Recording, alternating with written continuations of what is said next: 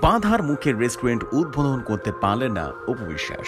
মেহজাবিন চৌধুরী এরপর পৌরমণির পর এবার বাঁধার মুখে ঢাকার কামরাঙ্গী চরের সোনার থানা নামের একটি রেস্তোরাঁর উদ্বোধন করতে পারলেন না ঢাকায় সিনেমার চিত্রনায়িকা অপু বিশ্বাস। বুধবার 29 জানুয়ারি সন্ধ্যায় গণমাধ্যমকে খবরটি নিশ্চিত করেন কামরাঙ্গী চর থানার ভারপ্রাপ্ত কর্মকর্তা আমিরুল ইসলাম। তিনি জানান, গত 28 জানুয়ারি কামরাঙ্গীর চর সোনার থানা নামের একটি রেস্তোরাঁর উদ্বোধনে প্রধান অতিথি হিসেবে উপস্থিত থাকার কথা ছিল অপু বিশ্বাসের।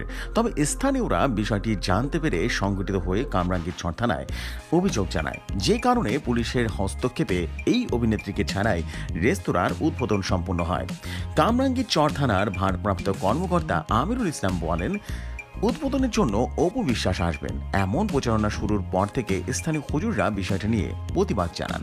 এরপর রেস্টুরেন্ট মালিকেরা জানান যে অপু বিশ্বাসকে আনলে যদি হুজুরেরা বিশৃঙ্খলতা করেন, আপত্তি জানান, তাহলে আমরা অপু বিশ্বাসকে আনবো না। আমরা ব্যবসা করব, লোকজন নিয়ে চলতে হবে, কারোর সাথে আমাদের কোনো বিরোধের দরকার নেই। এরপর অপু বিশ্বাসকে ছাড়াই রেস্তোরাঁর উদ্বোধন সম্পন্ন হয়েছে। এদিকে এই ঘটনায় সামাজিক যোগাযোগ মাধ্যমে স্থানীয় কিছু মানুষের ভিডিও ছড়িয়ে পড়েছে, যেখানে অপু বিশ্বাস নিয়ে রেস্তোরাঁর উদ্বোধনে আপত্তি জানিয়ে বলতে দেখা গেছে অপু বিশ্বাসকে এনে উদ্বোধন করার উদ্যোগ নিয়েছে।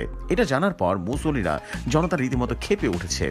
আমরা প্রশাসনের কাছে এসেছি, বলেছি কামরাঙ্গী চর নায়িকা নর্তকী এনে এ ধরনের প্রোগ্রাম করা কিছুতেই ঠিক হবে না। দেশের জনগণ এমন আয়োজনে উত্তেজিত হয়ে আছে।